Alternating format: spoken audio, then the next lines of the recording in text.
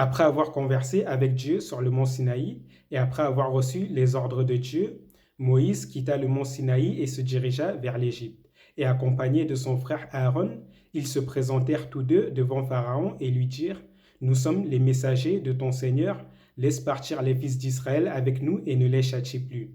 Pharaon, se moquant de Moïse, se tourna vers ses notables et dit: Connaissez-vous un autre Dieu en dehors de moi? Puis il se tourna vers Moïse et demanda: Qui est votre Seigneur, ô Moïse? Moïse répondit: Notre Seigneur est le Créateur de toutes choses, celui qui a donné à chaque chose sa propre nature, et il est celui qui guide chacun vers sa destinée. Puis Pharaon se moqua de Moïse, disant: Celui-ci est vraiment un fou. Puis il dit à son général Haaman: Ô Haaman, construis-moi une haute tour afin que j'aille à la rencontre du Dieu de Moïse. Mais je pense plutôt que c'est un menteur. Puis Moïse lança son bâton, qui se transforma en véritable serpent devant Pharaon. Et Pharaon, devant ce grand miracle, s'enorgueillit, et il accusa Moïse de sorcellerie.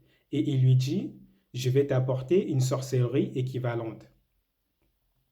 Il rassembla alors les plus grands sorciers de son royaume, et il fixa un rendez-vous entre eux et Moïse. Les sorciers se présentèrent alors devant Moïse, et ils lancèrent leurs instruments, qui se mirent à ramper sous l'effet de leur magie comme si c'étaient des serpents. Dieu conforta alors Moïse et lui dit: Lance ton bâton, et il se transformera en véritable serpent, et il dévorera leurs instruments, car leurs artifices ne sont que des ruses de sorciers, et le sorcier ne réussit jamais où qu'il soit. Moïse lança alors son bâton, qui se transforma en véritable serpent et dévora les instruments des sorciers.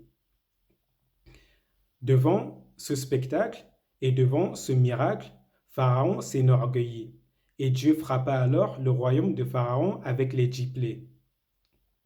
Au bout de la 10e plaie, Pharaon et les Égyptiens étaient abattus. Ainsi, Dieu ordonna à Moïse de partir de nuit avec les fils d'Israël. Ainsi, les fils d'Israël se rassemblèrent et partirent de nuit.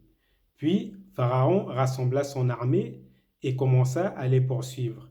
Et arrivé à la mer des Jonques, c'est-à-dire la mer Rouge, Dieu secourut les Israélites et il ouvrit la mer en deux.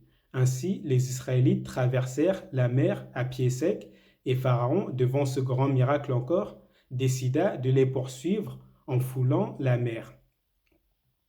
Ainsi, Dieu referma la mer sur Pharaon et sur son armée, et il les noya tous ensemble. Châtiment pour ses péchés et châtiment pour son orgueil.